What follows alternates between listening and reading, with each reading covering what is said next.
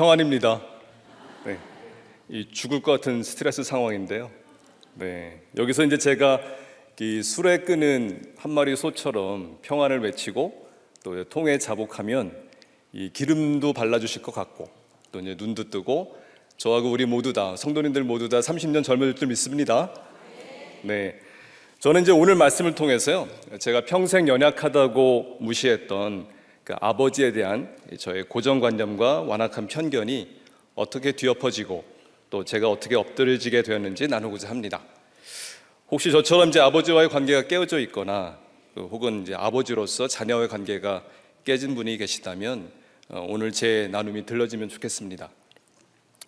자, 믿음이 강해지기 위해서는 첫째로요, 내 고난을 말씀으로 해석해야 합니다. 1절에서 4절 말씀인데요, 저는 1년에 이제 13번 넘게 제사들이 지내는 깊은 산골의 종갓집 장손으로 태어났습니다. 이 갓쓰고 두루마리 입은 이 집안 어르신들이 서울에서부터 내려오셨어요. 그래서 제사를 지냈고 할머니는 이제 보살 소리 들으면서 매주 절에서 불공을 아주 극진히 드렸습니다. 또 이제 때마다 절기마다 무당을 불러서 저희 집에서 복을 빌며 굿하는 일상, 그걸 보면서 저는 자랐습니다. 교회가 하나 없는 깡시골에서 이렇게 10살까지 자랐다가 이제 제법 저는 이제 공부를 잘해서 이 맹모 삼천지교로 가족이 서울로 이사 왔습니다. 저는 이제 흙수저의 열등감을 극복하고자 나중에 크면 이 세상에 강한 자가 되겠다고 다짐했습니다. 중학생 돼서 처음으로 제 방이 생긴 날 이제 어머니는 벽에다가 큰 세계 지도를 걸어 주셨어요. 그리고는 대학 진학 못한 엄마 아빠와 달리 너는 전 세계를 누비며 강하고 위대한 자로 성장하라고 말씀해 주셨습니다. 그런데 이런 저의 그 소망과는 달리 일단 저는 몸이 허약했어요. 키도 제일 작아가지고 국민학교 6년 내내 맨 앞줄을 벗어나 본 적이 없습니다. 또 힘도 없어가지고 친구들과 싸움 자체가 안 되는 아주 그냥 그 하찮은 아이였어요. 게다가 겁도 많아서 난처한 상황이 되면 그냥 거짓말부터 하는 아주 비겁한 아이였습니다. 강하고 위대한 자로 우뚝 서고 싶었지만 근본적으로 약점이 많았기 때문에 제게 남은 것은 오직 이제 공부 잘하는 거 하나뿐이었죠. 그래서 그 길만이 하찮았던 제 인생의 탈출구가 될 것을 본능적으로 알았던 것 같습니다. 그런데 이 또한 제 뜻대로 되지 않았습니다. 중학교 3학년 여름 됐을 때 부유했던 아버지 사업이 하루아침에 사기를 당해서 온 집에 이제 빨간 딱지가 붙었고 순식간에 집도 잃고 가족 모두 뿔뿔이 흩어지는 사건을 당했습니다. 아버지가 친구를 너무 믿은 탓에 된통 사기를 당한 것이었어요. 사춘기였던 제 눈에는 아버지가 이 가족도 제대로 책임지지 못하는 무능하고 한심한 자였고 이때부터 저는 아버지를 무시하기 시작했습니다. 나중에 이제 제가 믿음의 눈으로 이제 바라보게 된 이후에야 이 사건이야말로 하나님께서 허락하신 우리 가정에 반드시 있어야 될 축복의 사건임을 깨달았습니다. 저희 가정에 복음이 들어왔기 때문입니다. 먼저 이 사건으로 아버지와 불신 결혼했던 어머니가 교회로 돌아오셨습니다. 그리고 아버지는 구치소에서 이 몸과 마음이 무척 힘드셨는데 예수께 돌아온 어머니 얼굴에서 기이할 정도로 환하게 빛이 나는 것을 보시고는 이제 어머니 따라 함께 예수를 믿기로 작정하셨습니다. 그리고 바로 얼마 후에 구치소에서 풀려나셨어요. 그때부터 이제 아버지는 어머니와 함께 매일 새벽 예배 드리고 또 환상 중에 천국 보는 기적도 체험하시고 이 사기 관련 재판에서 승소하시면서 이 집안 대대로 내려오는 제사를 단숨에 폐하셨습니다. 그리고 주일이면 온 가족이 절이 아닌 교회로 예배 드리러 갔습니다. 하지만 이런 갑작스러운 변화를 받아들일 수 없던 할머니, 이 할머니는 가출하셨어요. 그래서 큰 고모님 댁으로 가셨습니다. 할머니 구원을 위한 부모님의 노력은 상당히 오랫동안 지속되었습니다.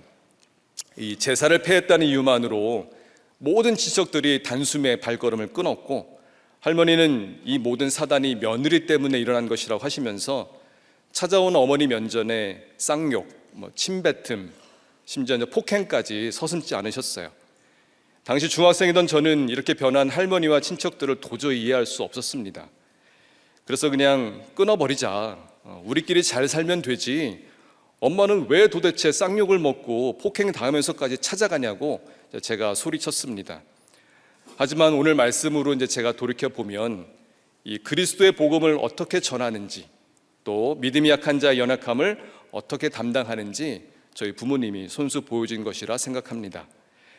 재판에서 승소한 아버지는 이제 예수를 믿으니까 이제 하나님 안에서 물질 축복 회복하는 것이 인생 최대의 사명이라고 여기셨어요. 그래서 이제 40년 지기 고향 친구들하고 새롭게 사업을 시작하시면서 매일 새벽 제단 쌓으셨습니다. 시작은 미약하나 나중은 창대하리라. 구하라 주실 것이요, 찾으라 찾을 것이요, 두드리라 열 것이라 연신 부르짖으시면서 열심히 새벽기도 하셨어요. 사업 초기에는 순풍에 돛단 듯 항해가 순조로웠습니다. 바로 이어서 유라굴로 광풍이 올 줄 몰랐죠. 아버지는 믿기는 했지만 말씀이 없었습니다. 여전히 하나님보다 사람을 더 의지했고 또 기복적인 믿음에서 벗어나지 못했기 때문에 하나님께서는 한 번 더 죽음에 이르는 고난을 통과하게 하셨습니다. 잘 나가던 사업이 아버지 오촌 친척 사기로 큰 손실을 입었고 당시 살고 있던 아파트까지 다 처분해도 갚을 길이 없어서 부모님은 결국 신용불량자가 되었습니다. 근데 문제는 그 다음이었어요. 함께 동업하며 투자했던 아버지 40년 지기 정말 고향 친구들이 투자한 원금은 회수했지만 이자를 못 받았다고 하면서 이자 내놓으라고 매일 밤 술에 취한 채 아내 애들을 앞세워서 저희 집을 찾아왔습니다. 저희 가족을 무릎 꿇리고 때리고 또 부모님 중 한 명이라도 10층 난간에서 떨어져 자살하면 이 모든 거 없던 일로 하겠다 해가지고 난간에 올라가는 아버지를 이제 저희가 울며 불며 끌어내린 소동도 있었습니다. 또 이제 어떤 날은 너무 괴롭힘을 이제 피해서 야반 도주해가지고 남의 집 단칸방에 얹혀 살던 때였는데 밤 12시 넘어서 자고 있던 저희를 이제 술 먹고 찾아왔어요. 주인 집까지 다 깨우고 또 이거 옷하고 바지도 벗고, 바지를 왜 벗는지 모르겠는데 하여튼 바지 벗고 저희 어떤 밥상에다 칼을 꽂고 이제 아버지하고 몸싸움까지 벌여서 경찰이 이제 동원되는 소동도 있었습니다. 근데 이런 일련의 사건들은 하나님께서 사람은 사랑의 대상일 뿐 믿음의 대상이 아니기 때문에 절대 의지하지 않아야 하고 오직 예수만 믿어야 하는 것을 저희에게 산 교육으로 보여주신 것이라 생각합니다. 또 어머니를 핍박했던 할머니나 또 저희 가정을 수년간 괴롭혔던 아버지 친구들의 비방과 행패는 결국 저희 가족이 아닌 주님을 향한 비방과 행패였고 저희 가족의 거룩을 위해서 수고한 것이라고 믿습니다. 그러면은 이제 당시 19살 청년, 어린 청년이었던 제 마음속에는요, 이 사건들이 깊은 상처로 기록되었습니다. 그리고 말씀으로 해석하기까지 아주 오랜 시간이 걸렸습니다. 그 사이 저는 피해의식과 열등감에 쩔어서 나중에 반드시 세상의 강자가 되고 또 우리 가족을 힘들게 했던 그들에게 복수하는 마음으로 그들이 절대 따라올 수 없는 행복을 누리겠다는 육적 소망과 강박으로 살았습니다. 인생에 벌어진 이 중요한 사건의 의미를 해석해주고 함께 나누고 위로받을 공동체가 전혀 없었기 때문에 제 안에는 어떤 믿음의 인내도 없었고 말씀의 위로도 없었습니다. 자, 나눔 질문입니다. 여러분의 고난은 하나님이 특별히 허락하신 것이 인정되시나요? 나의 지난 고난을 공동체 가운데 말씀으로 해석하고 나누고 계신가요? 그래서 교훈과 약재료가 되어 고난을 기뻐하시나요? 자, 둘째입니다. 둘째는 주의 긍휼하심을 입어야 합니다. 5절에서 9절까지 말씀인데요. 이렇게 10대 중반부터 시작된 고난은 한 30대 초반까지 15년가량 계속되었습니다. 그 사이 아버지는 수차례 사업을 일으키려 시도했지만 번번이 실패하셨습니다. 어쩔 수 없이 시골에서 국민학교 교사였던 어머니가 보습 학원을 시작하셨고 아버지는 어머니의 비서 역할을 자처하시면서 기부원 족속처럼 집안의 허드렛 일을 도맡아 하셨습니다. 아들인 입장에서 이렇게 찌질한 모습을 안 봤더라면 차라리 좀 덜 무시가 됐을 텐데 10년 넘게 여전히 힘없고 연약하고 무능하고 또 한심해 보이는 아버지가 너무 싫고 짜증나서 이른바 개무시를 했습니다. 아버지하고 말 섞는 것도 싫었고 또 혹시 겸상이라도 하게 되면 기분이 확 나빠져서 식사 자리를 박차고 나간 적이 한두 번이 아니었습니다. 더 짜증났던 것은 이렇게 버릇없는 아들놈 이 행동에 대해서 아버지가 한마디 꾸중을 안 하신 거였어요. 개차반 같은 아들 행동을 혼내야 될 텐데 혼내지도 않는 무책임한 아버지라 여겨서 더 무시했고 오랫동안 아버지를 없는 사람 취급했습니다. 이런 사이코패스적인 저 때문에 아버지는 많은 피눈물을 흘리셨다고 합니다. 자신의 실책으로 자녀들에게 고난을 안겨준 그 죄인이라는 마음이셨고, 그래서 아들에게 아무 소리도 못하신 채 그냥 온갖 수모를 다 당하신 것입니다. 대신 아버지는 매일 새벽 예배를 소재로 드리면서 언젠가 아들의 마음이 돌아오기를 기다리셨다고 합니다. 시간이 흘러 제 나이 30대 중반을 넘었는데 저는 계속해서 아버지에게 완악했습니다. 그런데 이상하게 저의 결혼이 부도가 났어요. 아버지 사업 부도, 저는 결혼 부도. 제 원래 계획은 한 20대 중반쯤에 부자 의사 장인의 예쁜 딸하고 결혼해서 이 힘들었던 제 인생을 다 보상받고 싶었습니다. 근데 이 결혼이 안 되니까 답답하고 너무 짜증이 났어요. 안 되는 원인이 다 무능한 아버지 탓, 그리고 기도에 응답하지 않는 하나님 탓이라고 여겼습니다. 겉으로 드러난 할례만 쫓는 자였기 때문에 제 안의 탐욕, 세상 성공의 기복, 악한 죄를 전혀 바라보지 못했습니다. 당연히 하나님은 제 인생에 있어서 가장 중요한 이 결혼을 세상적인 방법으로 허락하실 수 없었고, 그래서 만세전부터 택하신 저희 가정에 믿음의 약속을 견고히 하시기 위해서 이 방법이 가장 효과 만점이었습니다. 그렇게 나이 40 가까이 이방인 노총각으로 살았습니다. 그러다 2006년 9월에 하나님의 카이로스 시간이 되어서 제가 드디어 긍휼하심을 입게 됩니다. 여전한 방식으로 강한 자의 그 면모를 유지하기 위해서 학술대회에서 논문 발표하고 밤늦게까지 세상 동료들하고 술을 잔뜩 마신 후 돌아와서도 그 새벽까지 학생들 논문을 열심히 봐주고는 잠깐 눈을 붙였습니다. 그리고 아침 일찍 일어났는데 그 자리에서 그대로 쓰러졌습니다. 이후 12시간 내내 앉지도 서지도 눕지도 못한 채 이 온 세상이 그 놀이동산 커피잔보다 더 심하게 도는 극심한 이석증으로 하나님은 저를 방문해 주셨습니다. 정말 죽을 만큼 어지러운데 아무것도 할 수 있는 게 없었고 너무너무 고통스러웠습니다. 차라리 저를 죽이세요. 소리가 절로 나왔어요. 그렇게 하루를 보내며 제 안에는 큰 두려움이 엄습했습니다.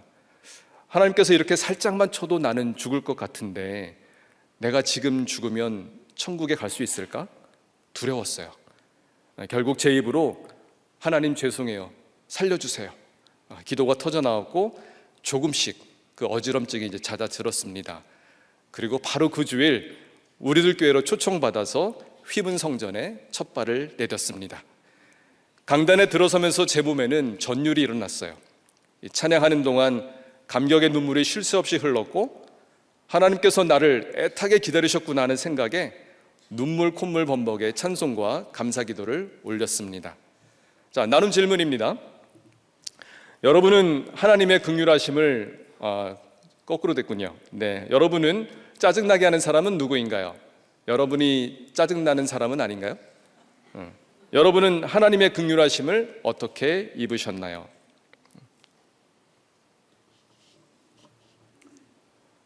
네, 셋째입니다. 셋째는 성령의 능력으로 소망이 넘쳐야 합니다. 10절에서 13절 말씀인데요. 우리들 공동체에 속했지만 저는 참 죄가 보이지 않았어요. 이 겪은 고난만 자랑했을 뿐입니다. 죄가 안 보이고 말씀이 안 들리니까 아버지와의 관계는 늘 평행선이었습니다. 관계를 개선할 생각도 못했고 어떻게 아버지와 지내야 될지 전혀 지혜가 없었습니다. 그러던 중에 정말 마지못해 끌려간 수련회에서 저하고 동일한 음란 죄를 오픈하는 지체들의 나눔을 듣고 처음으로 마음에 찔림을 받았습니다. 그날 밤 그 기도하면서 저의 온갖 음란 죄를 토해내며 뜨거운 눈물로 통에 자복하였습니다. 이 죄 고백 이후에 신기하게 달라진 것이 있었는데요. 그건 담임 목사님 설교가 나팔소리처럼 잘 들렸다는 겁니다. 전해주시는 말씀 하나하나가 제 온 삶을 훑고 지나가는 것 같았고, 당시 창세기 말씀이었는데 제가 그 윗질서에 순종하지 않는 가인 같은 사이코패스임이 깨달아졌습니다. 그리고 이제 얼마 후에 아버지하고 우연히 겸상하는 식사 자리에서 어렵사리 개미만한 작은 목소리로 아버지 죄송해요. 그동안 제가 정말 잘못했습니다. 그 윗질서에 순종하지 못하는 저의 죄가 큽니다. 진심으로 말씀드렸더니 이런 갑작스런 저의 그 죄 고백에 깜짝 놀라시며 아무 말씀 못하신 채 고개를 푹 숙이시고 한참 동안 눈물을 흘리셨습니다. 제가 얼마나 아버지 마음을 아프게 했는지 그때 알 수 있었습니다. 이때를 기점으로 저하고 아버지의 관계는 급속도로 훼손되었습니다. 부자간에 식사도 할 수 있었고요, 악수도 할 수 있었고, 또 제가 아버지를 안아드릴 수도 있었습니다. 무엇보다 부모님과 함께 주의 백성이 되어 즐거워하며 집안의 많은 그 빚도 함께 갚아나갈 수 있었습니다. 제가 말씀이 들리니까 아버지와 화해도 되고, 또 공동체에서 아내를 만나 결혼도 하고, 또 비록 시간이 좀 걸리고 고난이 있었지만 아이까지 낳으며 열방과 함께 즐거이 찬송할 수 있었습니다. 이렇게 해피엔딩으로 끝나면 좋겠죠? 그런데 제 안에는 여전히 아버지를 무시하는 마음이 있었습니다. 왜냐하면 아버지가 예배드리는 태도를 보면 찬양할 때는 힘차게 박수치며 잘 하시거든요. 근데 일단 말씀만 시작하면 이 앞사람한테 인사를 어찌나 해대시는지 정말. 또 신기한 거는 말씀이 끝나면 눈을 번쩍 뜨세요. 저는 이 걱정 반 무시 반의 마음으로 우리 아버지에게 과연 구원의 확신이 있을까 의심했어요. 물론 이렇게 예배 중에 졸기는 했어도 아버지는 새벽 예배와 모든 예배를 사수하실 정도로 아주 건강하셨습니다. 그런데 2017년 1월 아버지가 갑작스럽게 쓰러져서 근처 대학병원으로 급히 옮겨졌다는 소식을 들었습니다. 도무지 이해할 수 없는 폐기흉으로 숨도 제대로 쉴 수 없었고 병명도 파악이 안 되었어요.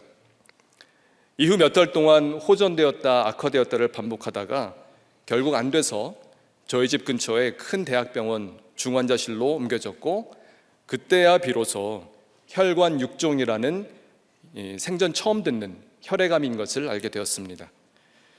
발병 초에는 아무런 통증도 없이 그저 머리에서 피가 이제 배어 나오고 아침마다 이렇게 벌겋게 베개를 적셨는데 아버지는 가벼운 피부병이라 여기셔서 아무에게도 말씀하지 않으셨습니다.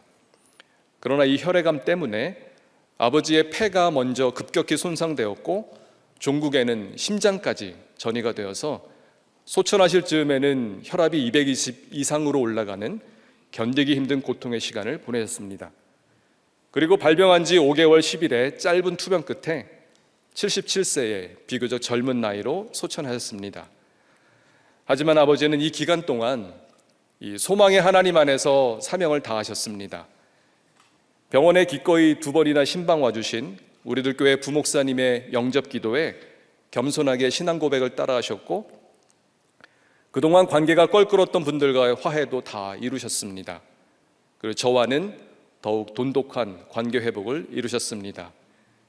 집 근처 그 대학병원의 응급실로 처음 이전해 오신 날, 중환자실 올라가기 전 응급실 침대 위에 누워 계신 그 아버지를 위해서 제가 기도하고는 기습적으로 뽀뽀를 했어요, 이마에. 저의 뽀뽀 세례에 당황하신 아버지가 얼마나 재밌었는지, 일단 처음에는 어린이처럼 정말 마냥 기뻐하시다가 곧이어 눈물을 터뜨리셨어요. 자신은 평생 한 번도 자녀에게 뽀뽀는커녕 안아주지도 않으셨거든요. 근데 아들이 먼저 이렇게 해주니까 너무너무 미안해 하시면서도 얼마나 기뻐하셨는지 모릅니다. 그리고 무엇보다 저는 아버님이 소천하신 그 당일을 잊을 수 없습니다.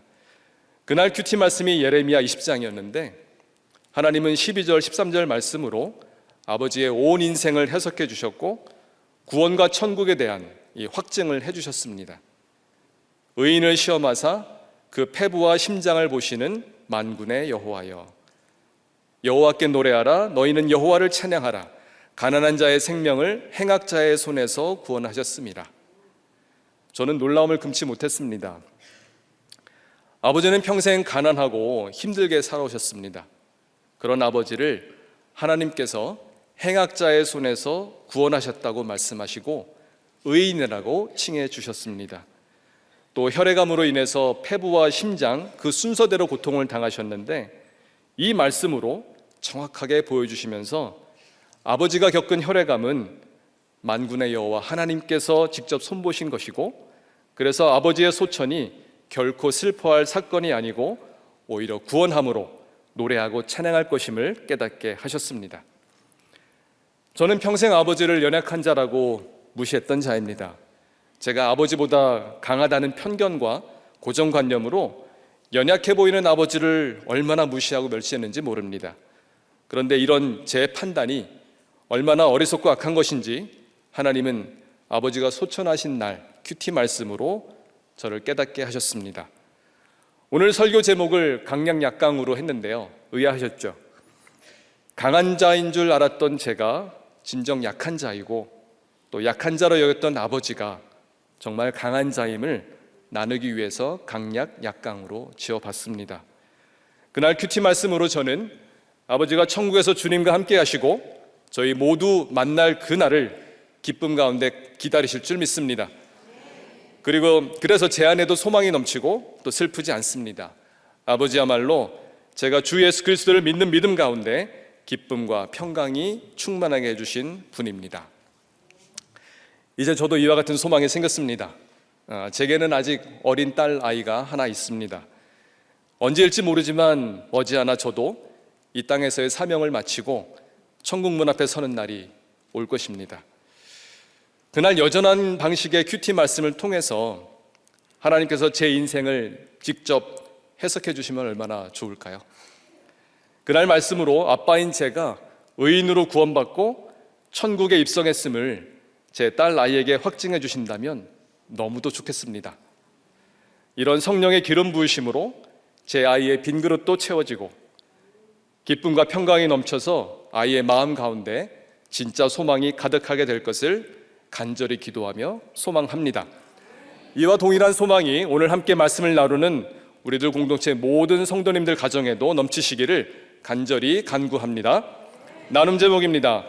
여러분은 아버지 어머니를 위해 기도하며 그 이마에 뽀뽀해 보셨나요? 네. 이번 주에 적용해 보시면 어떨까요? 여러분은 어떤 소망으로 살고 계신가요? 내 인생의 마지막 날에 나눠줄 유산만 생각하시나요? 아니면 그날 베풀어 주실 말씀으로 내 인생이 해석되어 자녀들에게 기쁨과 평강과 소망이 넘치기를 원하시나요? 이상입니다. 네.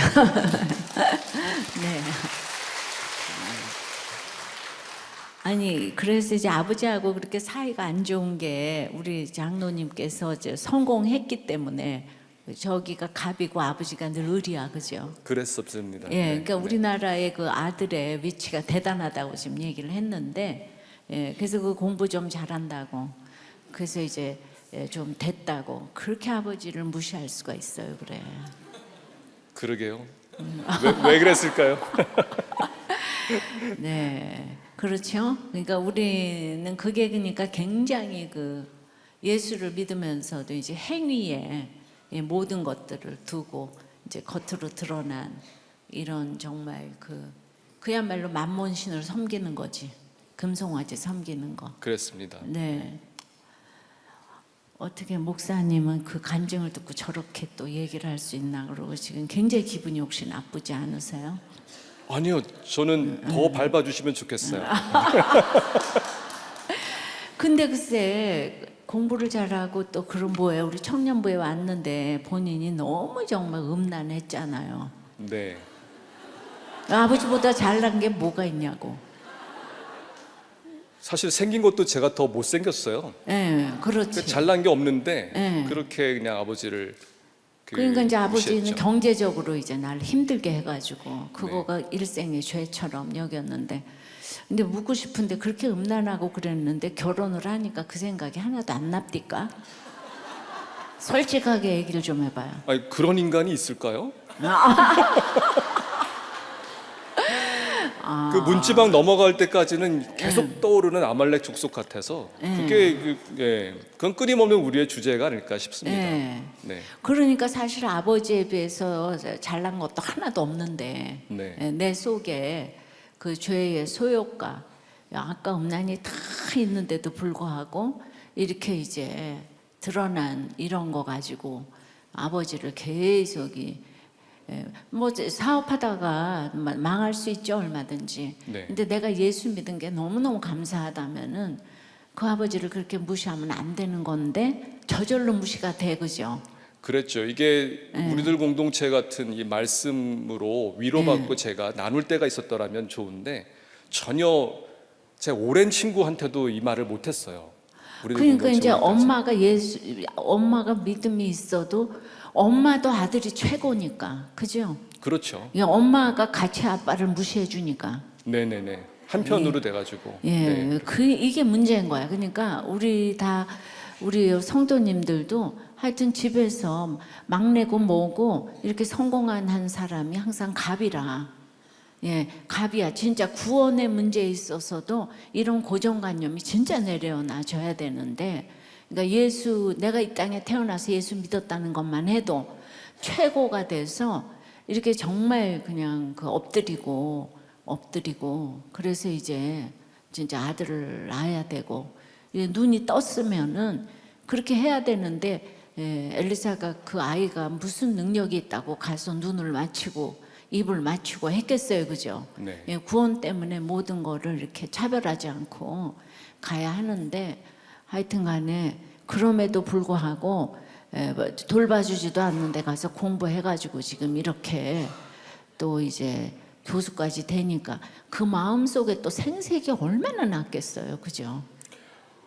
뭐 그렇죠. 생색도 있고 네. 좀 유전자적으로 좀 잘났어요. 그래가지고 그래서 좋은 유전자를 물려주셨기 때문에 네. 그게 감사하긴 하죠. 그러니까 이제 아버지 돌봐주지 않는데 나는 이렇게 혼자서 다 했다. 그런 마음이 없지는 않고, 근데 그것도 또 하나의 저의 그 간증 주제긴 한데요. 네. 지금 다음번에 할 걸로 좀 남겨두면 안 될까요? 이게 너무 다 드러나면 이게 재미가 없어서. 네. 그렇지. 네. 그러니까 여러분들은 이제 대학교 교수 이런 것들을 우리 성도님들이 너무 이제 그런 거를 좋아하니까 제가 이제 그러지 말라고 이제 얘기를 하는 거예요. 사람은 다 똑같고 진짜 행위로 구원받는 게 아니고 믿음으로 이제 구원받는 거다. 거기 이제 모델로 이렇게 이제 장로님이 쓰이셨으면 좋겠지만은 그 인간이 또 자기가 그 위치에서 자기를 객관적으로 본다는 건 거의 불가능하거든요. 네. 그죠? 네. 내가 괜찮은데 내가 뭐가 괜찮어? 예수 믿었으니까 내가 정말 이 정도로 사는 거지. 이런 생각을 하기가 진짜 어려울 것 같다 이거죠. 네네. 그러나 다음번 기대해 주시면 예. 제가 다음번에 내가 할 걸 다 알려드렸네 지금. 네네 네. 그때 이제 말씀 어떻게 되냐에 따라 좀 다르긴 했습니다만 예. 간략하게 말씀드리면 제가 이 그 위치에 선 것도 하나님이 그렇죠. 이끄신 거죠. 다 전부 다 한 거고 제 공로는 진짜 아무것도 없고 네. 이제 그거를 신기한 방법으로 하나님께 저보다 훨씬 뛰어난 사람 너무 많거든요. 네. 근데 저를 정말 이렇게 왜 이렇게 서게 하셨는지에 대해서 다음번에 네. To 그러니까 be 온 continued. 우리 성도님들은 뭐 이렇게 자녀들이 잘났건 못났건 비교하지 마시고 또 이렇게 남편이 또 저기 해도 그렇게 또 무시하지 마시고 그냥 이 땅에 와서 하나님의 그 정말 그 나에게 주신 그 은사를 또 사명의 날들 동안에 그 감당하고 가면 되는 거지. 온 식구들을 비교하지도 말고 정말 시기하지도 말고 그냥 예수만이 상급이란 이런 인생을 사시라고 지금 얘기를 드린 거예요. 네, 뭐 딴 게 없는데 근데 진짜 그날 예레미야 20장에 폐부와 심장을 보시는 하나님 너무 놀라셨겠어요. 네. 그러니까 우리는 이런 말씀으로 진짜 너무 놀라는 거 하나님 살아계시다. 네. 예, 큐티로 어떻게 진짜 폐부와 심장을 보시는 하나님. 그러니까 여러분들도 그런 큐티하면서 그런 말씀을 기억하시면 나중에 이렇게 누구를 간증을 할 수가 있고, 그 다음에 우리가 지금 이제 30년 젊어진다 제가 얘기를 했는데, 목장에서 늘 이렇게 여러분들이 말씀을 나누고 이렇게 얘기를 하고 다른 사람을 살리다 보니까 이게 우리 장로 권사님들이 어떤 훈련도 안 됐는데 나와서 이렇게 설교를 하실 수가 있는 거예요. 그러니까 이게 저절로 지금 이제 30년 젊어지는 훈련을 지금 여러분들의 목장에서 하고 있다고 생각을 하고, 목장을 빠지면 여러분들은 30년에 더블로 늙어지는 역사가 그건 남자 여자 다 마찬가지인데, 그러니까 아무리 교수님이 돼서 정말 바빠도 이 목장, 초원 이런 거를 빠지시지는 않겠죠? 네, 물론입니다. 네, 그 우리 다 이렇게 남자 장로님들이 다 이렇게 멋있어요. 그렇죠? 어떤 거보다도 이렇게 주의 일을 첫째로 여기시니까, 그래서 하나님이 또 축복하시는 것도 있고요. 네, 아유, 이 바쁘신데 은혜 받았습니다. 감사합니다. 네, 말씀을 정리하겠습니다. 저는 평생 아버지를 연약한 자로 무시하며 아버지와 달리 세상에 강한 자로 우뚝 서겠다고 작은 일만 힘써온 어리석은 자였습니다. 반면에 아버지는 비록 말씀은 잘 몰랐지만 아들에게 무시당하며 하나님과 자녀 앞에서 죄인의 모습으로 날마다 눈물 흘려 기도하셨는데, 이런 아버지를 하나님은 예레미야 말씀으로 구원받은 의인이며 믿음이 강한 자라고 인정해 주셨습니다. 저도 아버지의 믿음의 유산을 따라서 매일 큐티와 예배로 통해 자복하고 성령의 기름이 가득 찬 믿음이 강한 자가 되어 맡겨주신 연약한 자들을 그리스도의 사랑 안에서 담당하는 사명을 잘 감당하고자 합니다. 이를 위해 제가 먼저 고난을 말씀으로 해석하고 날마다 주의 긍휼하심을 입으며 성령의 능력으로 소망이 넘쳐나기를 간구합니다. 기도하시겠습니다. 하나님 아버지, 저는 이 세상의 강자로 성공해서 연약한 자들은 무시하고 제 행복과 기쁨만 채우고자 했던 악행하는 자였습니다. 위권세에 순종하지도 않고 하나님을 두려워하지도 않은 채 내가 이루지 못한 모든 것은 그저 부모님과 하나님 탓이라 욕하며 온갖 악한 죄를 지었습니다. 이런 저를 몸이 쓰러지는 잠깐의 고난으로 방문해 주셔서 우리들 공동체로 인도해 주시고 말씀이 들리는 은혜를 주시니 감사합니다. 저처럼 육신의 아버지를 무시하고 인생이 해석되지 않아 늘 남 탓, 하나님 탓만 하던 그 한 사람이 말씀 듣고 돌이켜 회개함으로 구원을 이루게 하여 주시옵소서. 날마다 주신 말씀에 반응하며 통해 자복하는 믿음이 강한 자로 저와 우리 온 공동체 지체들을 인도하여 주시옵소서. 10월 띵크 목회 세미나와 아버지 학교, 중보기도학교와 각종 양육 프로그램에 은혜를 부어 주시옵소서. 세계 각처에서 복음 전하시는 선교사님들과 가족들을 보호해 주시고 인권을 앞세워 복음을 방해하는 각종 악법들이 막아지며 인구 소멸 위기에 있는 대한민국에 태아생명보호법이 제정될 수 있도록 인도하여 주시옵소서.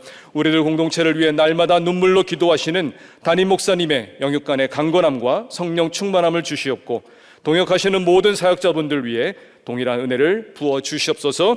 이 모든 말씀 살아계신 예수 그리스도의 이름으로 간절히 기도합니다. 아멘. 안녕하세요. 네, 2번 타자 정상호 초원입니다.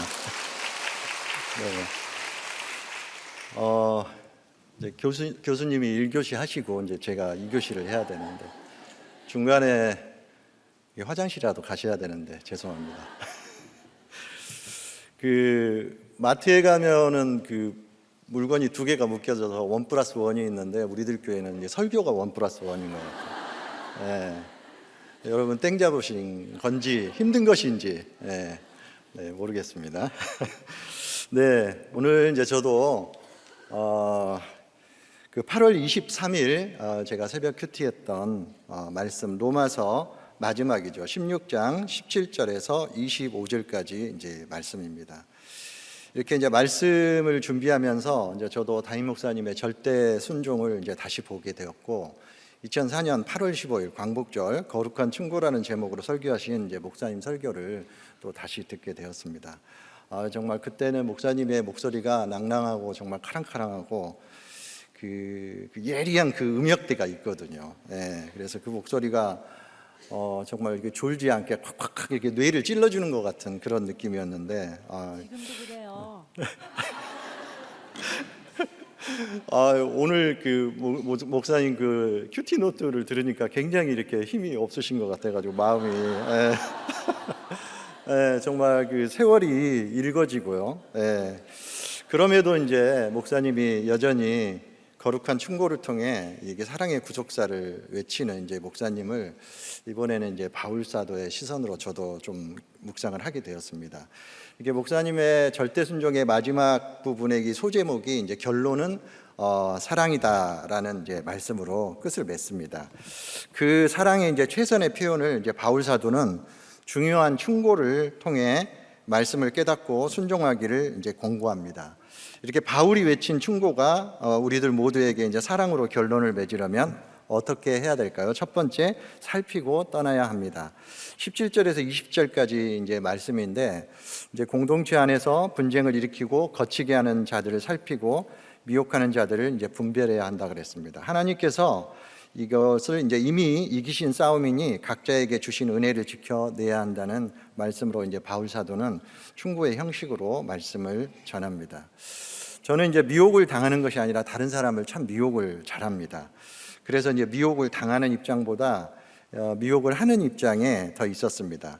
그래서 저는 예수님을 만나지 못했다면 사실 이게 사기, 폭력, 이게 다양한 제목으로 정말 별을 따는 인생이 되었을 것으로 정말 이게 절대 순종이 아닌 절대 확신이 됩니다. 네.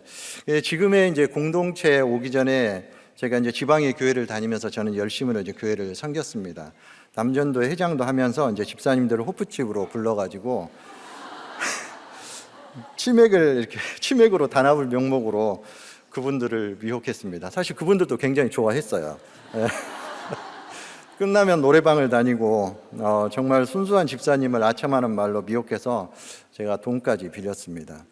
목사님과 성도님들을 이렇게 시험에 빠뜨렸고 결국 교회를 떠나게 되었습니다.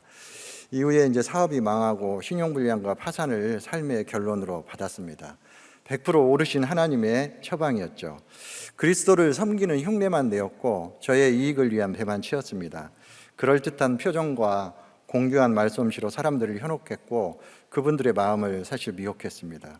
그러니 미혹을 하는 사람은 저처럼 좋은 것 같은 인상, 좋은 게 아니고 좋은 것 같은 인상입니다. 은혜로운 것 같은 말솜씨, 그리고 공동체를 위해 열심으로 헌신하는 것 같은 그런 모습으로 가장해서 저의 배만 채우려는 의도를 철저하게 숨겼습니다. 저 같은 사람을 사실 조심해야 됩니다. 19절을 통해 저 같은 사람을 분별하려면 선한데 지혜롭고 악한데 미련하라고 합니다. 자신의 상처와 고난이 말씀으로 정확하게 해석이 안 된 그런 열등과 수치심의 단계가 아직 있다면 미혹을 하는 자도 당하는 자도 모두가 이렇게 망하는 길로 갈 수 있으니 이런 선한 순종의 의도가 무엇인지 잘 분별하는 지혜가 필요합니다. 그리고 그것이 정말 예수 그리스도의 구속사의 복음과 날마다 기준이 되는 큐티 말씀의 입에가 된다면 정말 미련스럽도록 빠르게 끊고 떠나야 합니다. 이게 당시에 로마 교회는 잘 알려져 있었기 때문에 바울 사도는 그 점을 염려했습니다. 그만큼 이목이 집중되어 있다는 의미죠. 그 대상은 부활하신 예수님을 믿는 우리 같은 그리스도인들이었죠. 우리들 공동체 또한 이목이 집중된 교회죠. 그래서 담임 목사님은 지금까지 늘 조심하시고 또 조심하고 생각하고 또 생각하고 묻고 또 묻는 목회를 통해서 우리들 공동체를 지켜오셨습니다. 이렇게 공동체와 말씀 앞에서 묻는 것이 진짜 지혜입니다. 그럼에도 불구하고 하나님께서는 우리가 비록 지혜가 없고 미혹당할지라도 모든 전쟁의 주인은 하나님이시니 그 일을 대신하여 싸우시고 이미 승리한 전쟁이라고 주 예수의 은혜를 이 땅에서 지키는 인내의 싸움을 자리할 것을 말씀 속에서 암시해 주시고 계십니다. 첫 번째 적용 질문입니다. 내가 살피고 떠나야 할 사람과 환경은 무엇인가요? 지금 누구를 내가 미혹하고 있나요? 아니면 내가 미혹을 당하고 있나요? 혹시 미혹당하는 사람이나 대상은 무엇인가요? 여자입니까? 남자입니까? 음란입니까? 돈입니까? 동업입니까? 주식입니까? 도박입니까? 너무 확신이 들어 내 마음을 빼앗기고 있는 일은 무엇인가요? 두 번째로 문안해야 합니다. 21절에서 24절까지 말씀입니다. 디모데를 비롯해서 이제 다양한 유형의 동역자들을 통해 이제 문안을 하고 있습니다. 삶의 간증을 통해 회개와 구원의 역사가 일어나려면 나의 자리에서 누군가에게 문안해야 합니다. 담임 목사님에 서서 절대 순종에서는 교회의 목적은 일을 잘하는 것보다 서로 문안하는 것, 서로 교제하는 것이라고 이렇게 말씀을 하셨습니다. 제가 가장 취약한 부분이 바로 이렇게 문안과 사실 교제입니다. 관계의 영역이 좁고 누군가와 알아가는 것도 친해지는 것도 늘 두려움이 있습니다. 그래서 열등감과 보여줄 것은 수치스럽고 지저분한 인생의 사연들 뿐이고 제가 자랑할 만한 것이 너무 없기 때문에 그렇습니다. 그래서 누군가에게 문안하는 것을 꺼려합니다. 그런데 이제 말씀을 준비하면서 저와 함께 하시는 정말 많은 분들이 영혼 구원을 위해 동역자로 동참하신 것에 대해서 정말 큰 위로가 되고 감격스럽고 눈물이 나왔습니다. 저의 가장 가까운 동역자는 역시 아내죠. 저도 요즘 아내와 함께 여전히 같이 신방을 다닙니다. 신방을 가는 곳마다 저의 정체성을 가장 정확하게 전달해 주기 때문에 제가 거짓말을 하거나 죄패 대신 조금이라도 자랑질을 할 때는 정확하게 저를 제어해 주는 오직 저를 지적하는 데만 최적화된 정말 그런 최첨단 AI 동역자입니다. 네. 그리고 이제 저와 함께 일하는 우리 아들, 정말 진짜 아들이죠. 디모데처럼 저에게 사업적으로나 영적으로 귀중한 동역자의 역할을 해주는 그 아들도 함께 문안드립니다. 그리고 요즘 한참 힘든 청소년 시기의 아이들을 양육하고 저와 같이 신방 가시고 또 물질과 시간을 들여 헌신하는 우리 부서의 별님, 마을님들, 선생님들 그리고 이제 화성과 수원의 초원에서 목장을 인도해 가시는 정말 초원님들 정말 함께 그분의 성함을 새벽에는 제가 말씀을 드렸었는데 오늘은 시간상 생략을 합니다. 네, 개인적으로 올해 초부터 계속해서 아내와 손발로 문안을 드려야 하는 분은 저희 장모님입니다. 올해 초에 장모님을 용인에 있는 요양원에 모셔서 아내와 어머니를 돌보게 되었습니다. 장모님은 이제 와상 환자라 아침에 요양원에 가면 휠체어에서 자동차로 옮겨야 됩니다. 어머니의 양손은 저의 목을 이제 꽉 잡아야 되고요. 그것도 허깅을 하듯이 힘껏 두 손으로 저의 목을 잡으면 어머니의 볼과 저의 볼이 오른쪽 볼이 이렇게 맞대어지고 서로 양손으로 어머니의 허리를 휘감아 붙잡고 제가 다리를 딱 펴서 지탱하면 어머니의 몸이 이제 바닥에 떠 있게 됩니다. 그렇게 휠체어에서 자동차로 옮겨 병원 진료를 마치면 동일하게 다시 어머니를 안아서 자동차로 옮겨서 요양원으로 다시 모시고 갑니다. 정말 하루 이틀 며칠을 그렇게 하다 보니 어머니를 안아 옮기는 것이 익숙해지고 처음에는 어색했던 장모님과의 허깅이 자연스러워지면서 장모님을 위해 저의 몸으로 문안하도록 하나님께서 정말 기회를 주신 것 같습니다. 결국 외래 진료를 보다가 정말 상태가 안 좋아지셔서 결국 입원을 하시게 되었는데 장모님의 입원이 진행되던 올해 4월 22일 토요일 아들의 결혼식이 함께 예정돼 있었습니다. 아내는 당장 아들의 결혼이 있어도 어머니를 병관해야 하는 입장이어서 결국 일이 겹치게 되었는데 사실 그거보다 더 큰 문제가 발생을 했습니다. 아들과 예비 며느리의 이렇게 심한 다툼으로 파혼이라는 단어를 들었습니다. 아들은 연락이 안 되고 며느리는 어떻게 해야 될지 힘들어했습니다. 결국 청년부 담당 목사님과 엘더님이 아들의 신혼집을 찾아가서 어렵게 만나게 되었고 저는 며느리를 따로 만났습니다. 그리고 며느리에게 이 모든 것의 결론은 아버지 나의 못된 죄 때문이다. 사실 아들의 모습이 바로 나의 모습이다. 그게 정말 철저하게 인정이 되었습니다. 내 잘못이다. 며느리에게 용서를 구하고 아들을 부탁한다고 말을 했습니다. 며느리는 그 말에 당황을 했고 서로에게 사랑의 감정이 없다면 지금이라도 파혼해야 하지만 서로 사랑한다면 이것은 극복해야 할 많은 문제들 중에 하나다. 다음에 무엇을 적용해야 할지 알겠지? 그러자 며느리는 아들을 찾아가서 용서를 구하고 화해를 하는 적용을 했습니다.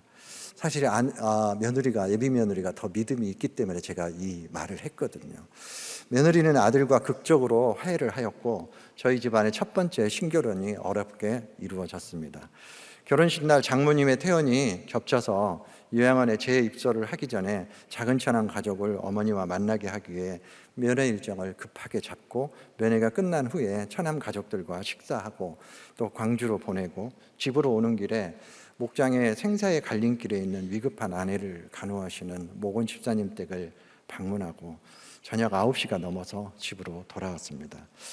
아내는 너무 지쳐서 머리도 풀지 못한 채 쓰러졌고, 또 아내를 일으켜서 머릿속에 꽂혀진 수십 개의 머리핀을 뽑아서 장식머리를 분리를 해줬습니다. 아내는 정말 행홀행홀해가지고 쓰러지려고 하더라고요.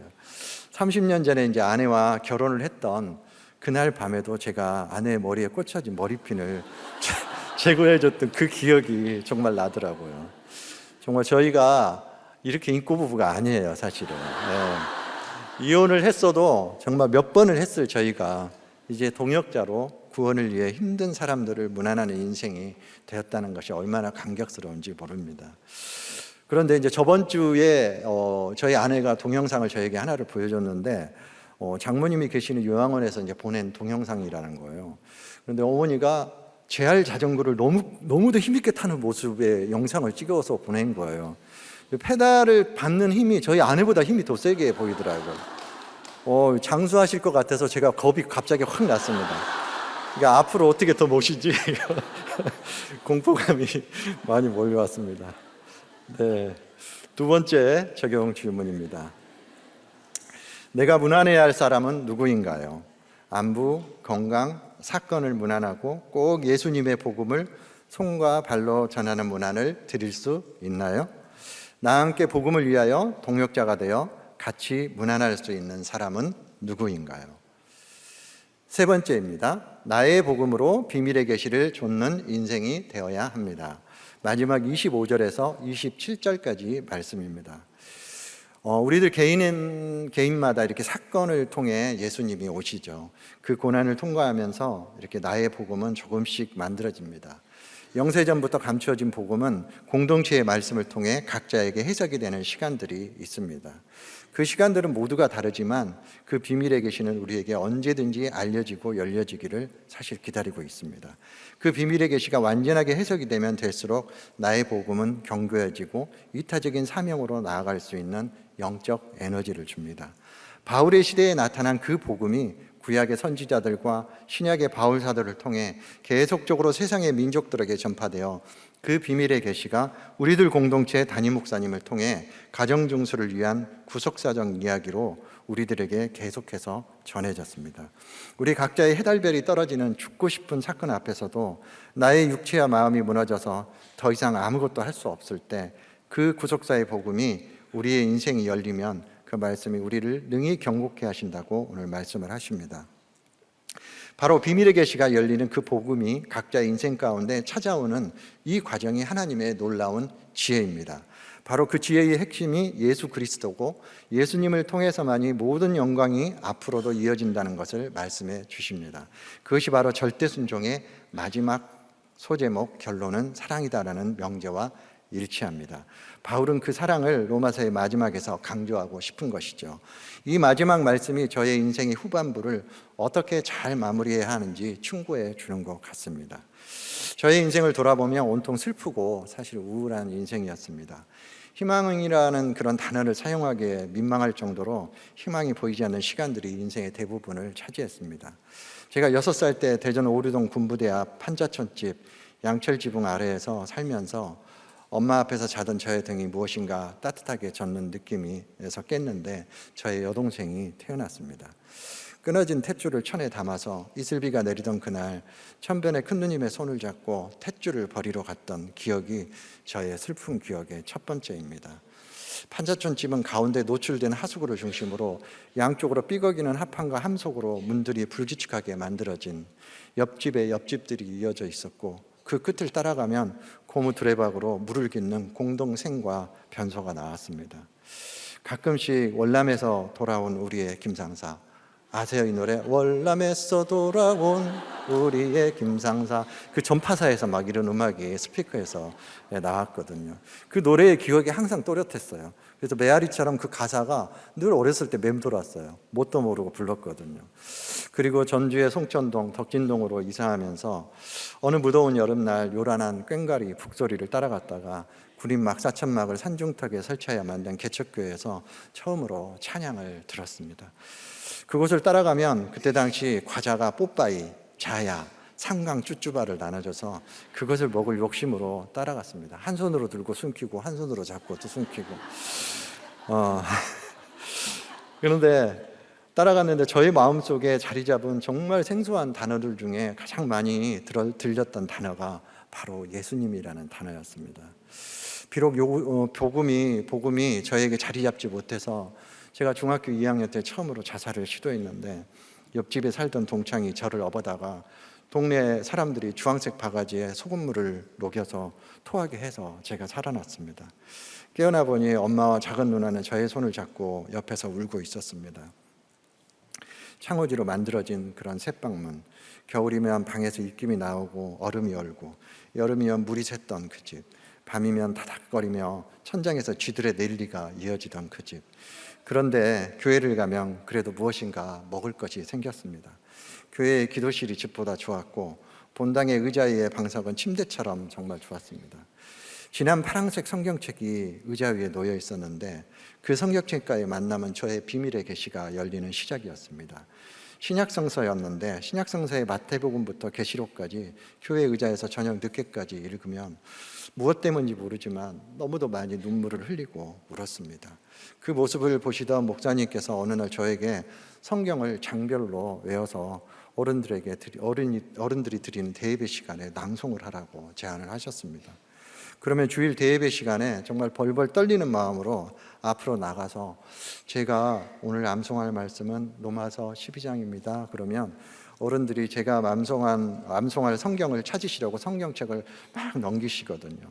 그러면 사각사각 이렇게 성경책 펴는 소리가 나는데 그 소리가 조용히 작아지면 그때 암송을 시작했습니다. 제일 먼저 장별 암송을 시작했던 성경이 바로 로마서였습니다. 무엇 때문에 저는 가장 먼저 로마서를 선택했는지 모르지만 이 로마서에 암송했던 말씀은 저의 인생을 평생 따라다녔습니다. 저의 슬픔과 우울과 죽음과 사망의 단어들 속에서 그리스도 예수의 구속사의 단어들이 비집고 들어와 조금씩 나의 복음이 형성되는 데는 정말 많은 시간이 걸렸던 것 같습니다. 말씀을 그렇게 암송하고 외웠는데도 저의 삶은 끝없이 절망적이었습니다. 유쾌하게 웃는 웃음도 내 인생의 희망을 품고 힘있게 살아날 기회도 없는 것 같았습니다. 젊은 20대부터 온통 술로 모든 괴로움을 풀었습니다. 이 직업 저 직업을 전전하다가 결혼하고 욕심으로 시작한 사업이 망하고 파산자가 되고 아내를 폭행해서 가출하게 만들었습니다. 내 인생은 정말 안 되는 인생이고 희망도 없고 망해서 아무것도 살 곳이 없이 나그네처럼 같은 그런 시간들을 생각하면 어쩌면 이렇게 내 인생은 내가 원하는 대로 되는 것이 하나도 없는가 절망할 때 목사님의 저서 절대복음과 절대순종을 보게 되었습니다.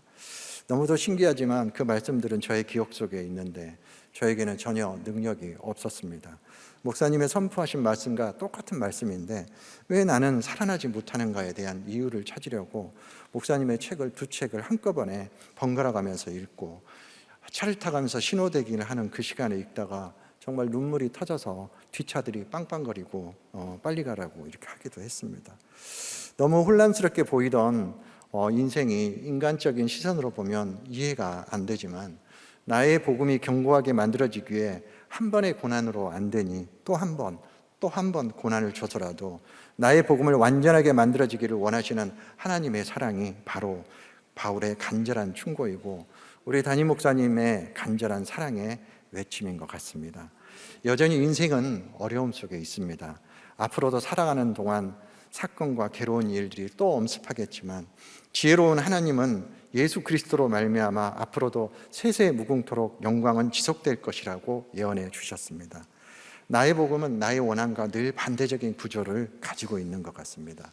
그 반대적인 구조에 순종하는 과정에서 발생하는 갈등이 성령님께서 개입하는 통로가 되고 그 통로를 통해 비밀의 계시가 각자의 인생에 열리면서 정말 사건과 상황이 말씀으로 해석이 될 때 비로소 회복이라는 능히 경고케 하는 그 경험을 우리 모두가 하게 되는 것 같습니다.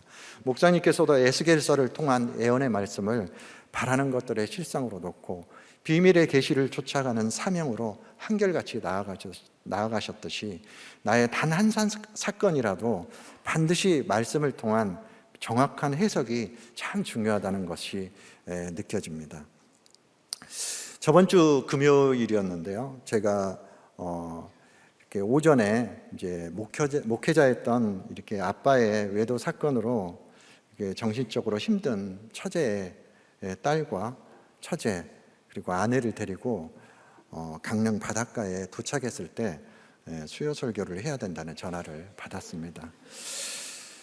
조카가 이제 가장 극심하게 힘든 청소년 시기에 너무 힘드니까 중곡동 정신병원에 제가 그 아이의 손을 잡고 계단을 질질 끌어서 그 입원시킬 수밖에 없었던 무거운 기억에 대해서 바닷가에 조카랑 나란히 앉아서 이모부도 그때 어쩔 수 없는 상황이었지만 정말 미안하고 나도 오랫동안 정말 마음이 힘들었다고 조카에게 고백을 했습니다. 그러나 이모부가 이렇게 살아났듯 너도 살아날 수 있는 유일한 대안은 예배뿐이라고 이야기하고 다음 주에 수요일에 이모부가 설교를 하는데 예배에 올 수 있니? 라고 했는데 조카는 참석을 하겠다고 허락을 해줬습니다. 네. 네, 박수는 좀 이따 치셔야 돼요. 조카는 이제 교회를 떠난 지 10년이 되었거든요. 네, 대인 기피로 사람과 마주치는 것도 두려워했는데 놀랍게도 이번 주 2부 예배에 와서 스스로 새신자로 등록을 했어요. 이때 박수를 치셔야 돼요. 네. 그리고 오늘 예배도 참여를 했어요. 네. 네, 제가 조카에게 나와 너 우리 모두가 사실 죄인이잖아. 너의 아빠도 회개할 기회를 주는 것이 앞으로 우리가 해야 할 일이라고 이야기를 해주는데 사실 그 말에는 침묵을 하는 것 같았어요. 이 조카의 남동생도 지금 인천의 폐쇄병동에 입원해 있습니다. 남자 조카 아이도 입원을 할 때 제가 갔었는데 남자 4명이 두 팔과 두 다리를 붙잡아서 사지를 붙잡고 이 아이는 들어가지 않으려고 발버둥치고 끌려가 입원을 했는데 이 아이도 제가 사랑의 시선과 이렇게 공감의 입술과 긍휼의 손을 마주대고 살려야 할 그런 영적 책임이 있음을 많이 느낍니다. 네. 마지막 적용 질문입니다. 나의 복음은 잘 만들어져 있나요? 아직 공사 중인가요? 나의 복음으로 누군가에게 비밀의 계시가 열려지기를 원하시나요? 네, 목사님 치조해 주세요.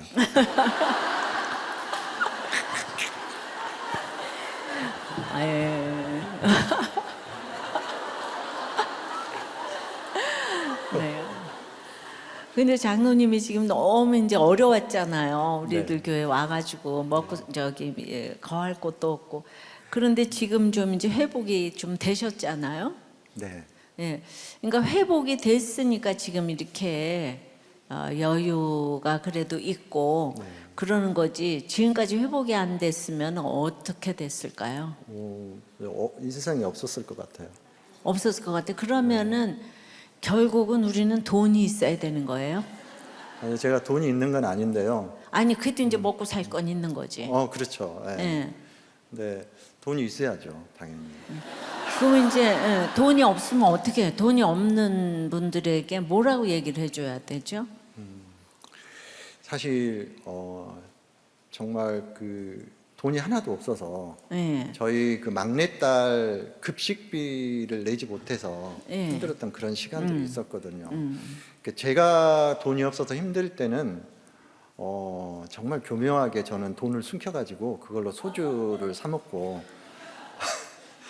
그랬는데 정말 그 자식이 돈이 없어서 힘드니까 이제 그게 가장 고통스럽더라고요. 근데 그 지나고 보면은 제가 돈이 이렇게 없을 수밖에 없었던 그런 이유는 어차피 하나님께서는 저를 아시고 제가 돈이 있어도 그 돈 가지고 다 뻘짓을 했을 것이라는 것을 정확히 아셨던 것 같아요. 그러면 지금은 이제 억만금이 생겨도 오직 주의 일에 이제 쓰시기로 사람은 모르지만 그래도 정말 이제는 나는 변화되지 않고 오직 우리들 교회를 위하여 모든 돈을 쓰겠노라 이렇게 생각하시나요? 네, 목사님 선물부터 사드려야 돼요. 여러분도 이런 얘기를 들으셔야 돼요. 예. 그런데 사실은 정말 우리 장로님이 못됐잖아요. 그러면요. 예, 그리고 이제 정말 아버지하고는 여기 우리 박 장로님보다 더 정말 아버지하고 네네. 관계가 안 좋았는데 할 수 없이 먹고 살 데가 없어서 그 아버지하고 같이 살 수밖에 없는 네, 맞습니다. 이런 기가 막힌 그때가 예. 창세기를 제가 묵상할 때인데 그때 정말 많이 울었거든요. 근데 그런데 그렇게 열심히 이렇게 섬겼는데도 제가 이제 몇 년 전에 장로님한테 얼마나 전화로 설득했던 거 기억나시죠? 네, 또렷이 그니- 기억합니다. 그게 뭐예요? 제가 왜 장로님을 설득해야 돼요? 좀 그 얘기를 좀 해보세요. 저는 교인이고 담임 목사님이기 때문에 교인을 설득을 합니다. 아니 그러니까 그때만 해도 네. 진짜 제가 이렇게 막 설득을 하고 설득을 했는데 그러고 나서 지금 이렇게 장로님을 보면 완전히 진짜 요새는 아주 그냥 그 성인군자처럼 진짜 이렇게 바뀌어 주셨는데 예. 그래서 그때 저에 대한 그 신뢰가 좀 약간 이렇게 아리까리 했었나요? 아니요, 목사님에 대한 신뢰감보다는 예. 그 저의 그 가장 그러니까 저의 사실 가장 큰 기도 제목은 뭐냐면 제가 요동을 많이 쳤어요. 글쎄 그 왜 요동쳐요? 네, 그러니까 결국은 믿음이 없는 것 같고 네. 사람에 대한 그 부모에 대한 신뢰도 없기 때문에 예. 하나님에 대한 신뢰도 없었던 것 같고 네. 그것이 연장선상에서 이게 그 이 질서이신 목사님에 대한 신뢰도 예. 은혜는 받은 것 같지만 네. 그 완전한 신뢰가 형성이 제대로 안 됐던 것 같아요. 근데 이제 그때 제가 치료를 받는 그 계기로 그런 것에 대한 개념들이 많이 생겼고 그다음에 저의 상처감에서 그때 많이 제가 벗어났던 것 같아요. 그래 그런 일이 있었어요, 여러분.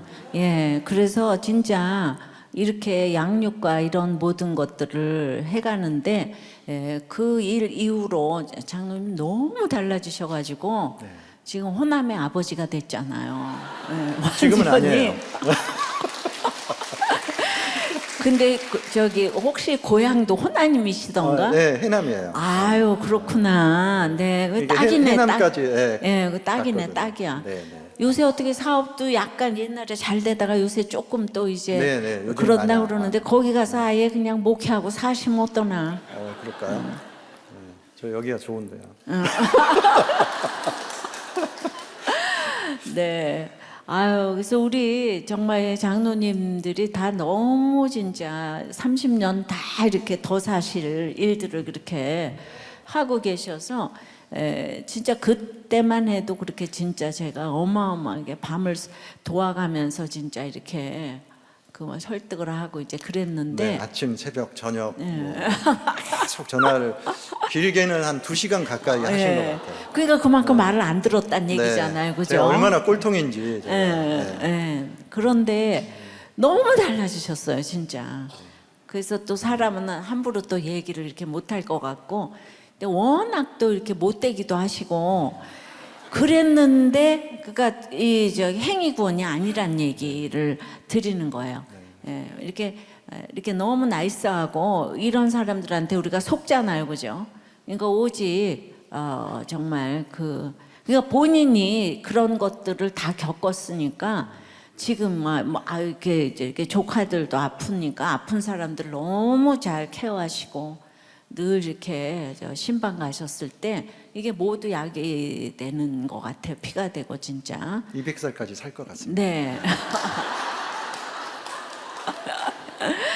네, 앞으로도 그러면은 몸 바쳐서 네. 영과 육으로 몸 바쳐서 몸된 교회 일에 열심히 충성해 주십시오. 네, 아멘. 은혜 받았습니다. 네, 감사합니다.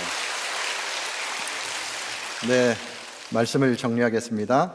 바울이 외친 충고가 오늘 우리 모두에게 사랑으로 결론을 맺으려면 살피고 떠나야 하고 문안해야 하고 나의 복음으로 비밀의 계시를 쫓는 인생이 되어야 합니다. 기도하시겠습니다. 하나님 아버지, 이렇게 로마서의 마지막을 저에게 선물처럼 주셔서 감사합니다. 바울 사도의 마지막 충고가 현재를 사는 우리들 모두를 살리는 사랑으로 결론 맺도록 기막힌 구속사의 말씀을 이 시대에 들을 수 있는 기회를 주셔서 감사합니다. 아무것도 할 수 없을 것 같은 죽은 개 같은 제 인생을 주님의 시선으로, 목사님 입술을 통한 구속사의 말씀으로, 공동체의 사랑의 손으로, 시체 같은 저의 인생의 따뜻한 온기로 살려주신 아버지 하나님 감사합니다. 내가 살아난 이 사랑의 온기로 내 옆에 죽어가는 누군가를 살리는 애통하는 눈물의 기도가 되어 생명을 살리는 문안이 되도록 저희 모두의 마음을 뜨겁게 성령의 불로 채워 주시옵소서. 담임 목사님의 사역을 보호하여 주시옵소서. 건강을 지켜 주시옵소서. 더 많은 사람들이 목사님의 말씀을 통해 보물처럼 감춰진 그리스도 예수의 비밀의 계시를 보게 하여 주시옵소서. 함께 동역하시는 사역자님들 또한 능력으로 함께하여 주시옵소서. 10월 23일부터 시작되는 목회자 세미나에 주여 기름 부어 주시옵소서. 준비하는 모든 과정과 살아나야 할 한 목회자와 성도와 교회와 가정을 예비하여 주시옵소서. 우리들 교회 큐티의 온기가 힘든 대한민국 교회를 살리는 로마서의 마지막 사랑의 충고가 되도록 성령님 임하여 주시옵소서. 이 시간에도 세계 열방에서 복음을 위해 헌신하시는 선교사님들의 사역과 안전을 지켜 주시옵소서. 예수님의 이름으로 기도합니다. 아멘. 우리 말씀을 기억하며 함께 찬양하겠습니다. 주보여 날 정결케 하고, 주보여 날 자유케 하니, 주 앞에 나 예배하는 이 시간 나의 모든 것을 주께 드리네. 주의 손 날 위해 찢기셨고, 주의 발 날 위해 박히셨으니, 이제는 내가 사는 것이 아니요 오직 주를 위해 사는 것이라. 주의 손에 나의 손을 포개고, 또 주의 발에 나의 발을 포개어, 나 주와 함께 죽고 또 주와 함께 살리라. 영원토록 주 위에 살리라. 주의 손에 나의 손을 포개고, 또 주의 발에 나의 발을 포개어, 나 주와 함께 죽고 또 주와 함께 살리라. 영원토록 주 위에 살리라. 주 위에 살리라. 세상은 약해질 수밖에 없는 환경 속에서 찾을 곳이 없습니다. 이 환경, 고난을 말씀으로 해석할 능력이 없기 때문에 그렇습니다. 우리에게는 주의 긍휼하심을 입은 너와 내가 있고 또 우리들이 있습니다. 그래서 우리는 통회하면서 기도할 수 있습니다. 우리가 이 시간에 함께 기도할 때 주님, 우리들을 불쌍히 여겨 주시옵소서. 주님의 긍휼이 필요합니다. 성령의 능력으로 우리를 덮어주시고 소망이 넘쳐나게 하여 주시옵소서. 지금 이 환경이 하나님께서 특별히 허락하셨다는 것을 알게 하여 주시고, 말씀이 들려서 이 고난이 해석되는 은혜가 있게 하여 주시옵소서. 주님, 우리들을 불쌍히 여겨 주시옵소서. 우리들을 긍휼히 여겨 주시옵소서. 성령의 능력으로 우리들을 덮어주시고 그리스도 안에서 소망이 넘쳐나게 하여 주시옵소서. 우리 다 같이 주의 이름 한번 부르고 통회하며 기도하시도록 하겠습니다. 주여,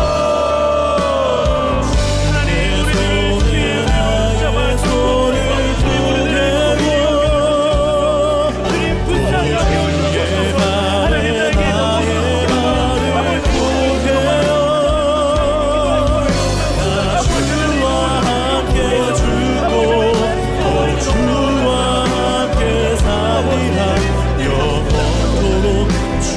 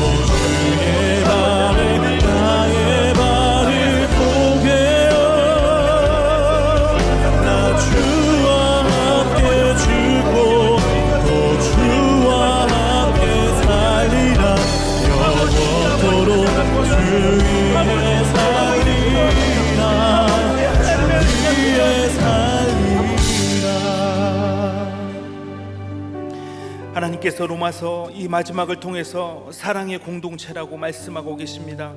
그러기 위해서는 살피라고 하십니다. 또 그러기 위해서는 분별해야 하는데 이게 참 어렵습니다.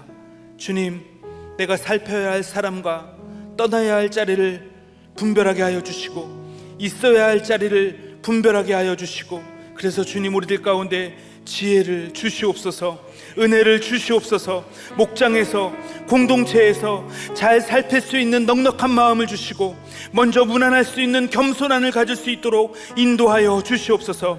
결국 사랑을 전해야 하고 사랑을 해야 하는데 우리들이 가지고 있는 것이 각각의 영육의 질병, 우울, 피해의식, 열등감, 각종 중독으로 사랑의 길을 막아서는 우리들을 주님 불쌍히 여겨 주시옵소서. 통회하는 자기 자신을 직면하는 것이라고 하셨는데 주님, 통회하며 기도하오니 이런 우리들을 불쌍히 여겨 주시고 모든 안 되는 중독들과 모든 질병 가운데에서 나를 직면하고 회개하고 통회함으로 사랑이 흘러갈 수 있도록 은혜를 부어 주시옵소서. 우리가 다시 한번 주의 이름 한번 부르고 통회하며 기도하도록 하겠습니다. 주여,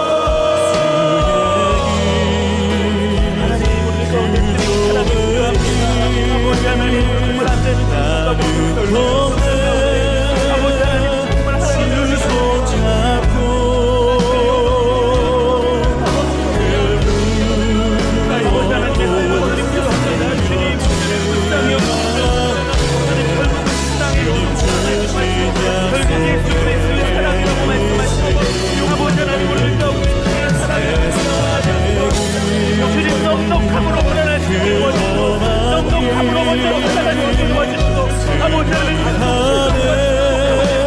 끊어낼 수 있도록 아버지 하나님 모든 것을 아버지 하나님의 사랑 안에서 모든 결국들이 충만하여지며 아버지 하나님 모든 영광과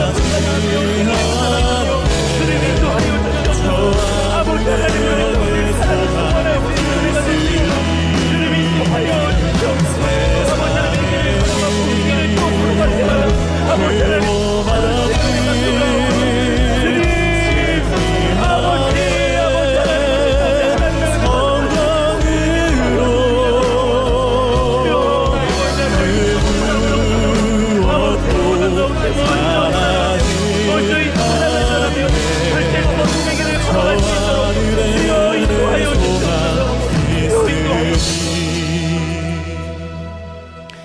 우리가 한 번 더 기도할 때 주님, 눈을 뜨기를 원합니다.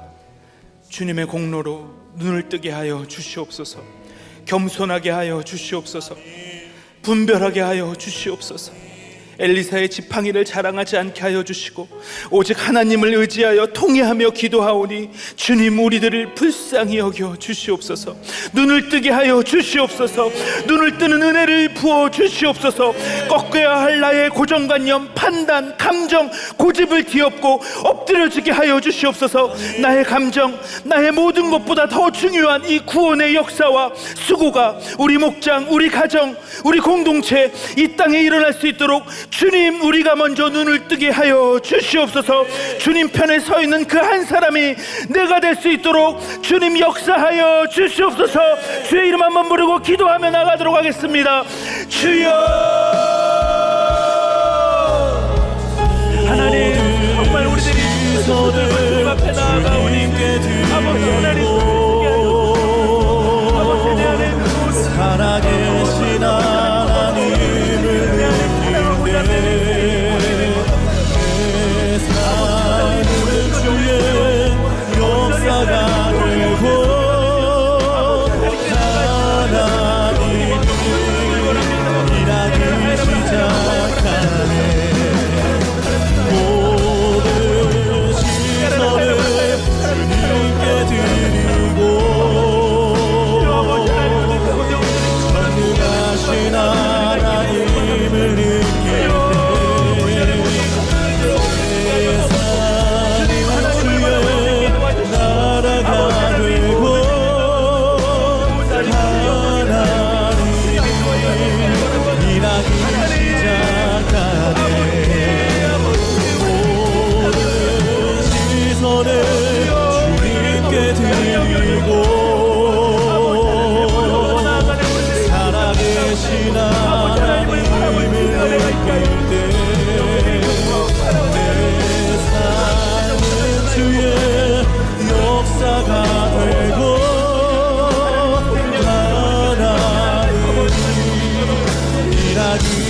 시작하네.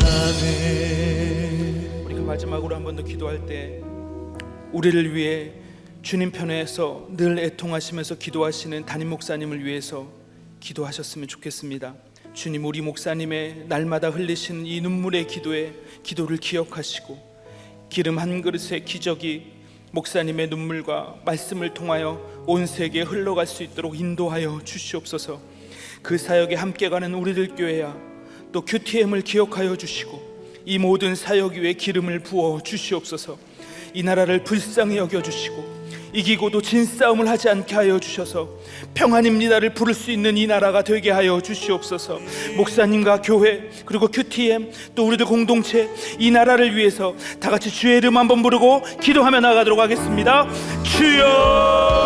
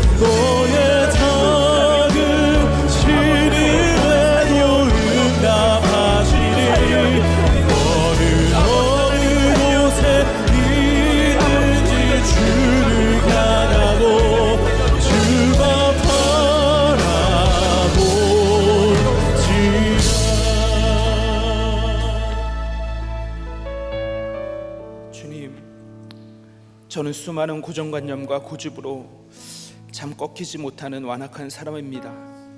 정말 사랑이 부족합니다. 그러니 목사로 불리지만 구원보다 중요한 것이 있을 때가 참 많습니다. 주님이 고집이 제발 꺾이게 하여 주시옵소서. 고정관념이 꺾이게 하여 주시옵소서. 불쌍히 여겨 주시옵소서. 정말 하나님만 의지하는 인생이 되게 하여 주시옵소서. 우리들은 주님의 긍휼하심이 필요합니다. 주님, 우리들을 불쌍히 여겨주시고 말씀이 교과서가 되고 우리의 스승이신 성령님의 인도하심으로 소망이 넘치는 인생이 되게 하여 주시옵소서. 결론은 사랑이라고 하십니다. 그런데 우리가 사랑이 너무 부족합니다. 나의 인생이, 나의 고난이, 나의 상황이 말씀으로 해석되게 하여 주시고 그리하여 살펴야 할 사람들을 보게 하여 주시고 떠나야 할 곳을 분별하는 은혜를 부어 주시옵소서.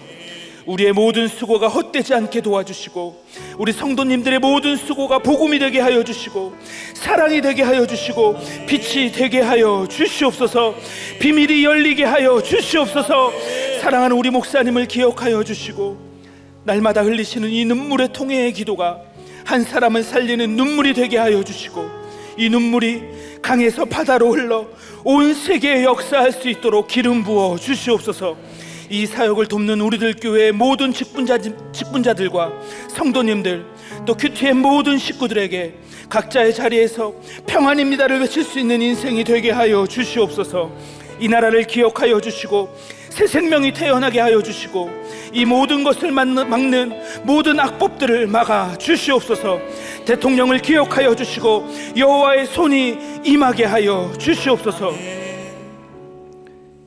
이제는 우리 주 예수 그리스도의 은혜와 하나님의 절대적인 사랑하심과 성령님의 눈을 뜨게 하시는 역사가 오늘 주의 긍휼하심이 필요하여 부르짖는 모든 성도들과 사랑이 없음을 통해 자복하는 모든 성도님들의 머리 위에 우리들 교회 위에 지금부터 영원토록 함께 하시기를 간절히 축원하옵나이다. 아멘.